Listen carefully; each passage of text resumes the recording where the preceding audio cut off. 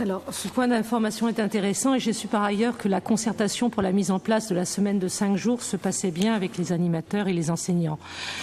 Malgré tout, je souhaite revenir sur ce qui est en jeu. Tout le monde s'accorde aujourd'hui à penser qu'il est nécessaire de revenir à une semaine de 5 jours et que les enfants souffrent de cette semaine concentrée sur 4 jours. Mais encore une fois, ce que je remets en cause, ainsi que de nombreux enseignants, ce sont les conditions dans lesquelles s'opère cette réforme.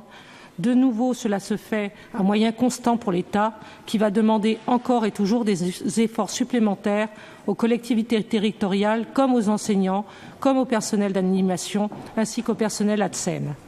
Cette réforme, encore une fois, qui va la payer. Ce sont les parents qui devront trouver le moyen d'aller chercher leurs enfants plus tôt et qui devront payer pour le centre de la loisir, parce que c'est bien ça le problème. Cette réforme, si elle était nécessaire, n'était pas urgente.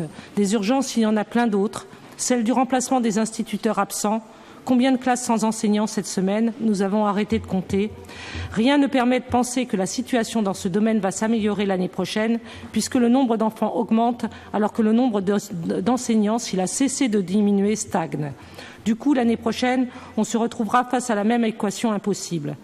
Certes, d'une manière générale, le gouvernement a arrêté l'hémorragie des suppressions de postes d'enseignants. Il a mis un garrot, mais ce n'est qu'un garrot. Le mal est fait et les postes manquent. Et comble d'hypocrisie, s'il arrête les suppressions de postes chez les enseignants, il les poursuit ailleurs. Il supprime par exemple près de 2000 postes d'assistants d'éducation dans les collèges et les lycées. Ce sont des postes indispensables à la vie des établissements, car les assistants d'éducation sont souvent en première ligne pour faire face aux difficultés, pour désamorcer des conflits, s'occuper des jeunes qui n'osent pas se confier aux enseignants. Encore une fois, le gouvernement opère un plan de licenciement massif, sans faire de vagues, en espérant que cela passe sans casser. Mais à la rentrée prochaine, espérons que cela ne passera pas et que l'ensemble du corps éducatif, parents compris, se battra pour que cette casse de l'éducation nationale cesse. Il en va de l'avenir de nos enfants.